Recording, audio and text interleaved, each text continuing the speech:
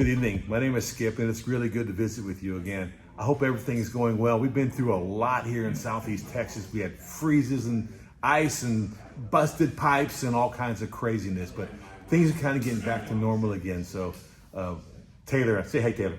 Hi. We're really excited to be able to visit with you again from our digital space into your digital space. So, hi, welcome. Thanks for spending some time with us. Tonight I wanted to share with you about spiritual blindness and spiritual deafness. Jesus told his disciples in Matthew chapter 13, verse 16, that blessed are your eyes, for they will see, and blessed are your ears, for they will hear.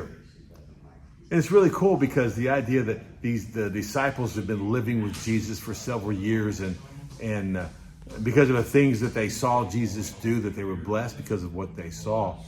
But the reality of it is that even the disciples from time to time went through some spiritual blindness and spiritual deafness. And it happens to us as well.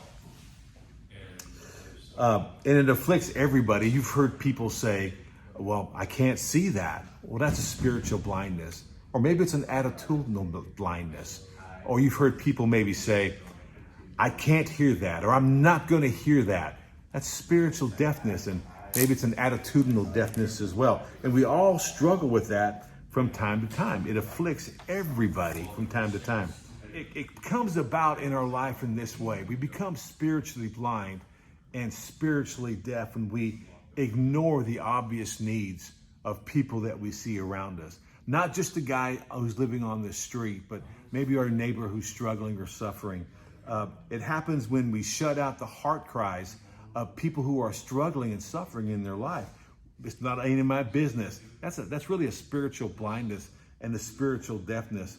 And we just ignore the heartaches of other people.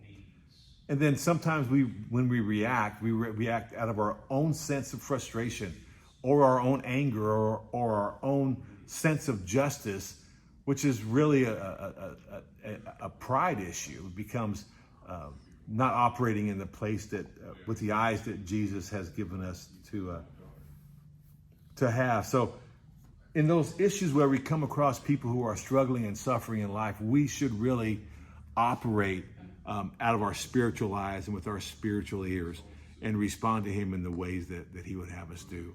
I think you'll find a lot of freedom in there and a lot of hope.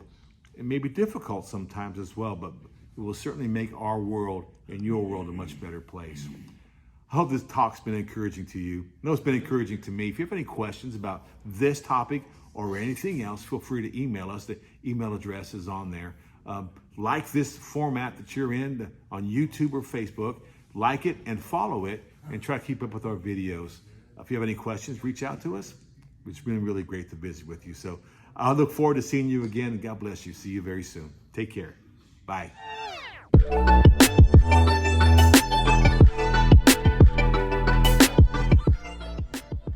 I'm taking it home unless you want it. No, I don't need it. Come on, it's cheese pizza. No, bro. No pizza for me. This is all for you. Okay. Hope you enjoy the pizza. I will. I'll probably enjoy a little too much pizza.